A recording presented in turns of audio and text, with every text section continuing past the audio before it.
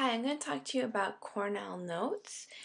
This form of note-taking is how I want you to take notes for read-alouds, any lectures, the videos that we do here, because it is a lot more organized.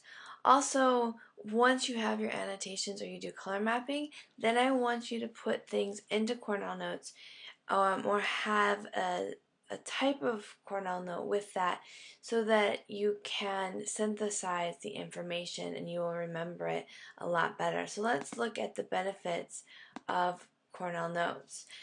So like I said, this stimulates critical thinking skills, helps you remember what is said in class, and these notes, they're basically you are making study sheets for tests. So in doing these notes, you're preparing for the exam. Also, it helps you to problem solve because, again, I'm asking for a synthesis. It's very organized and it shows the process of the data, and because of the three columns, it makes you recall things 3 times, which helps you remember them more. So I'll go into the 3 things here. So this, just the topic, this is like your heading or what you're taking notes on, and then you have 3 main columns. So the first are the terms. These can be questions, these can be terms, and then you'll have the details. And the details will be the dates, an answer to a question, definitions. They can also be more questions, reflections, analysis, tying things together. Then you have the synthesis, which is after you finish a task, you go back through the notes and you not just summarize your notes. You don't just rewrite everything that you did, but you analyze it a little bit more. You bring it together. What's the importance of this? What do you really need to understand from these notes? Okay, so here's some examples of just different types. This is from a science class. So in the details, they have the questions, and then over here they have this diagram. Okay, here's some more about biology notes. Again, you have the terms, the definitions, and then you have the explanation, the synthesis of it. Okay, literature notes. This is going to be more of what you'll be doing. So over here we have some questions. Where does it take place? How is the land contrast in the first chapter?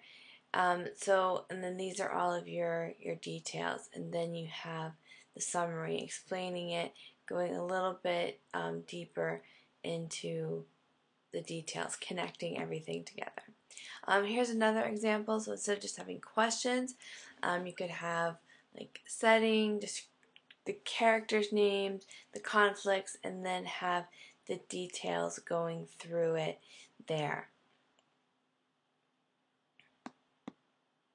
Okay, so note-taking tips. Abbreviate when the speaker says something. Make sure that you are abbreviating it. You can write symbols, you can do drawings. Just make sure that you're doing it quickly and that you'll understand it. So tips on taking text notes. Think about the reading, consider how the parts relate to the whole, how the text relates to previous ideas. Don't just try to fill up a page, but actually be thinking and connecting ideas as you create your notes. Create questions. You can do about terms, or especially about plot or theme. How is this connected? Look at visuals in a book. Look for a pattern of elements, if there's headings, if there's a repetition of an element or a repetition of a character that a character does, that's very important. And then also make sure, look at your index or any footnotes that are in a text as well. Okay.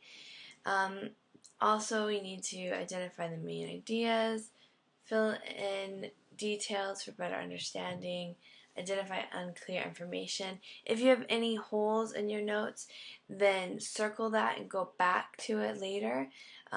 You always want to refine your notes. Go back to delete unnecessary information if it doesn't make sense or if it's unimportant. Review notes, organization, add symbols, or rewrite.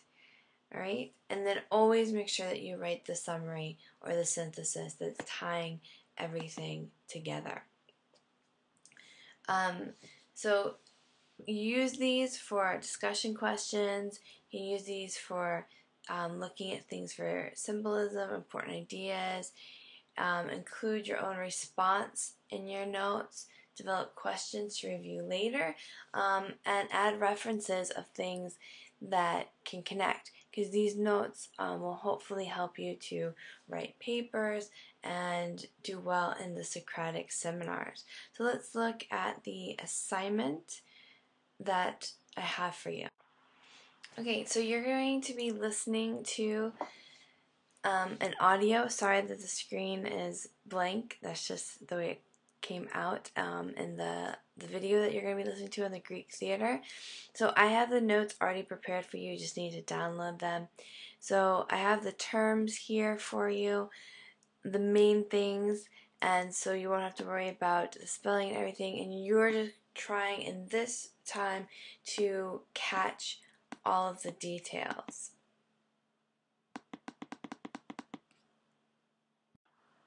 Okay, so I did put all the terms down here, and then I even gave you a little space for the synthesis. As you saw in the example, the synthesis was just a couple of sentences. I put in there, think about how, especially how it ends, where it's talking about how Greek theater has influenced theater today. I want you to think about that. That might be the question that you answer. You might think about how theater has evolved from Greek theater.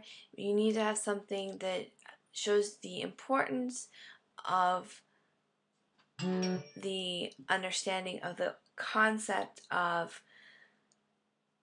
the Greek theater. Don't get carried up into the details. Think of the overview and the importance of it. So we will be doing a lot of work with Cornell Notes, so you really want to make sure that you understand this concept. Okay, thank you.